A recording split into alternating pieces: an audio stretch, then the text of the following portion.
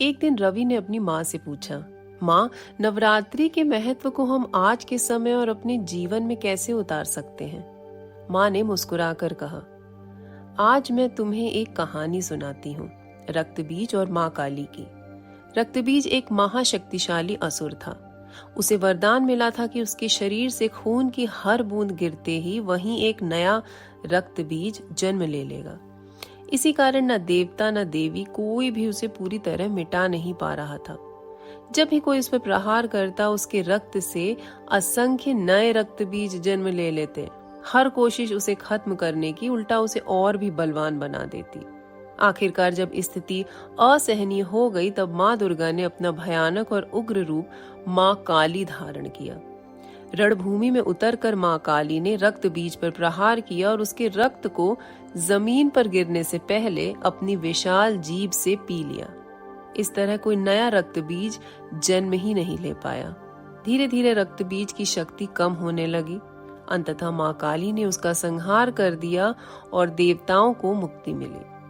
ये कथा केवल एक प्राचीन युद्ध की नहीं है, बल्कि हमारे भीतर के युद्ध की भी प्रतीक है, क्योंकि रक्त बीज आज भी हमारे भीतर मौजूद है, नकारात्मक विचारों और बुरी आदतों के रूप में। एक छोटा सा नकारात्मक विचार जब मन में जन्म लेता है, वही एक विचार जल्दी ही दूसरे नकारात्मक विचार को जन्म देता है। एक के बाद एक ये विचार बढ़ते जाते हैं और हमें अपनी जकड़ में ले लेते हैं। धीरे धीरे ये रक्त बीज रूपी नकारात्मकता इतनी शक्तिशाली हो जाती है कि हमें कमजोर करने लगती है, हमारी ऊर्जा छीन लेती है, आत्मविश्वास तोड़ देती है और मन को घुटन में डाल देती है। वक्त के साथ ये अंधकार हमें चिंता, बीमारी और डिप्रेशन तक ले जाता है। इंसान को लगता है कि उसकी हर कोशिश बेकार है, वो हार चुका है, उसकी पहचान और उम्मीदें खत्म हो चुकी हैं। हम चाहकर भी उनसे उबर नहीं पाते, क्योंकि हमने ही उन्हें बार बार पोषित करके शक्तिशाली बना दिया है, बिल्कुल रक्त बीज की तरह। लेकिन जैसे माँ काली ने रक्त बीज का अंत किया, वैसे ही हमें भी अपने भीतर की शक्ति को जगाना होगा। वो शक्ति जो साहस दे कठोर निर्णय लेने का, वो संकल्प जो हर नकारात्मकता और बुराई का नाश कर सके।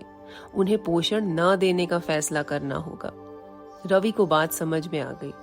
उसने कहा, बहुत अच्छी बात बताई माँ। आज तो असुर हमारे भीतर ही छिपे हैं, हमें अपनी शक्ति से उन्हें भीतर ही हराना है। यही माँ दुर्गा के प्रति हमारी सच्ची आराधना होगी।